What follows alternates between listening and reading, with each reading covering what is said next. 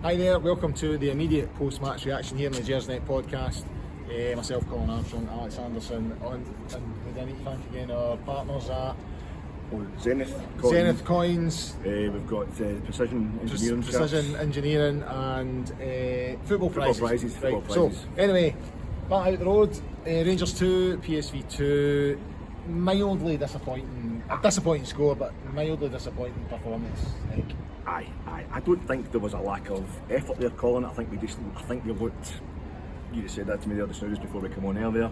A bit like a new team. Yeah. You know, it's like an old team gelling with a new team, and I think there's enough of what Gio had, the momentum he created last season in Europe, that's kind of got us through the periods tonight where PSV, a good team, an organised team, physical team, an experienced team, looked like they could have maybe stepped up a gear and taken the game away from us. I think there was enough in there for last season that we hung in there. You know, I think there came a point in the game, I'll admit it's when we equalised, I thought we maybe got a quick second, and there was a feeling that see, we didn't keep the back door shut, I think. That's the problem, you know what I mean? There was a feeling after the word go that, I don't know if it's because we were talking before the game about how their first night in the Champions League we drew 2 each from Marseille and PSV drew 2 each. Yeah. I thought we were going to score a quick second here and then you're going to equalise later on. It wasn't a quick second we got, but it did go 2 each, and that's when I get really scared. So I thought if we lose a third, I think it's almost over, you know. But I ended up the balance of play. I was happy that we hung in there. And maybe you're looking for PSV to kind of think they've got the upper hand, get a wee bit cocky maybe come the second leg, and hopefully get a bit more fitness into our legs Easter Road on Saturday and take up a gear again next Wednesday. But it's going to be a big ask. They're definitely favourites now, obviously. Yeah, they look slick. They look quicker than us, quicker to the ball, all that kind of stuff. Aye. The thing I always forget with Dutch teams is as well, they're bloody huge. They're big strapping boys, the tallest nation on earth. I think that's a kind of they're certainly the tallest in Europe. I'm not sure about the earth, but they're certainly. I can remember when Feyenoord were here and I went into the Horseshoe Bar in Glasgow and there was a few of them in there and I was like, fucking hell. I remember. Look at the size of them.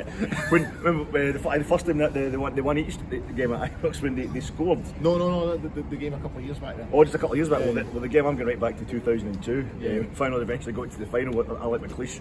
And they scored, and there was a couple of guys, they were dotted about the whole stadium, and there was a couple of guys in the back of the glove and jumped up to celebrate, and nobody was telling them you just get Stuart's big guys. Aye, they're solid, and very mobile, very streetwise. And I was kind of saying before my preview pod that I was kind of hoping maybe Ruud van Nistelrooy, great player, but he's just been working as a manager through youth systems. He's only had a few months.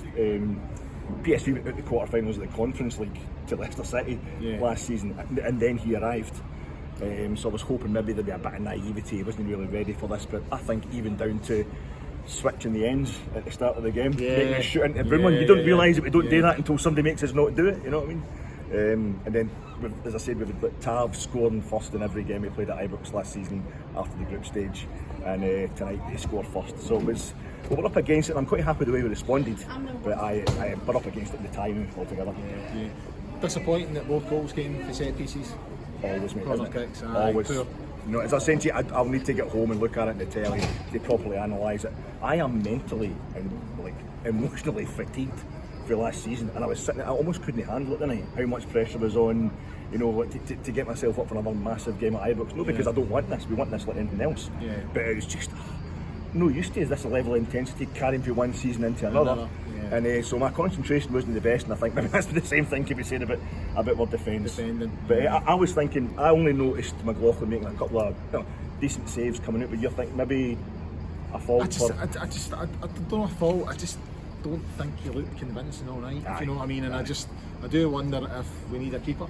And that's where I am. Now, like it's early days, you know, but from what I've seen of McLaughlin so far this season, and he's done well for Rangers any time he's been in, so I'm not having a go at the guy, but I'm looking now thinking we need a keeper. I think we've got a few positions like that, as again we're saying in the preview pod before the night's game, before kick-off, saying there's quite a few positions just now that I was neither condemning the man who was maybe going to get the shot, nor condemning the guy who could come in to take it off him. But I didn't feel comfortable with either selection for certain positions tonight, and unfortunately I think just now one of them is goalkeeper. Alan McGregor can't commit for crosses, can't command his box the same, but he's not this, McLaughlin's not the same kind of shot stopper. We've got a combination of a great keeper between the two of them, and that's no news to anybody who's been watching Rangers the last couple of years. But I hopefully we can find a way around about that and a few other kind of niggly problems and fitness as well. I think they looked a bit fitter than us tonight. Really sharp. Especially in a heavy pitch. We're hoping that's going to give them an advantage at home, but they looked like they were handling it a bit better, and it's going to be a hell of an atmosphere over there as well. I mean, it's not done. Oh no way! No. A big ass next week now, I think. It is, buddy. But we did. I know it's different circumstances. It was the second leg, but we saw this very much as I saw it anyway. It's been very, very much like the Dortmund tie last year. And I think Dortmund are actually better quality, slightly better than PSV Eindhoven, but that was balanced out by maybe them not having Haaland and not really want to be in the Europa League. So I think it's a kind of equivalent level challenge for us. But the problem being we're trying to fit in new players, and it was the new players on the Tillman.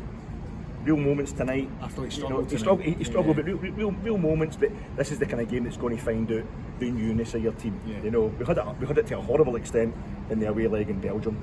Turned it around at Ibrox. Now we've kind of had a bit of not a lesson, but just a really hard game against a tough opponent at Ibrox, and we're going to have to get a massive improvement in the next 8 days.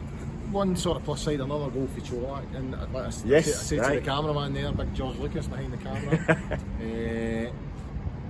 If he keeps scoring like this, Ellis has got a fucking job in his hands getting back in that team, because he's scoring every game. Absolutely. I mean, I was going on Sunday night's pod about how I thought, I think a lot of people have been saying this after Saturday. He's going to end up getting like 30 goals this season, but it's going to be a goal a game. He's probably never going to get a brace in any game. But I didn't realise until tonight that I was kind of thinking, albeit he scored against Union St Gilles, I was kind of thinking it would be in the league. And maybe Alfie would be getting edged back in for the European stuff. He'd be first pick when he gets fully fit. But no, he's done it. I guess that's 2 weeks in a row. He's scoring in massive European games as well. So the big man's fantastic. He had a good turn in the second half as well when he looked like he was through. But I think that was the difference. He turned his first man on Saturday. That's a goal. Tonight, PSV have got it covered. So anyway, 2 each, all to play for next Wednesday. Next Wednesday, mate. Fucking hell, I miss my fives next Wednesday. That's a gutter. You going to the fives next week, Gary? Are you watching the replay? Oh, he's going to the fives. Don't try to act committed. Don't try to act pally, but tell him what you were saying about your mate. It's his fault. Every time he comes to Ibrox, we don't get a result, by the way. But I'll not say any more than that. Right, so 2 each, all to play for next week. We'll have a preview show out on Friday night for the Hibs game on Saturday. I think it's Scott and Craig who are on that night. I think I'm back on Sunday. I might be wrong. I don't know. Are you on Sunday? No, don't think so, mate. But I'm always available off the bench. Either way, a difficult night here at Ibrox, but it's not done. Still to play for. And until next time, bye for now.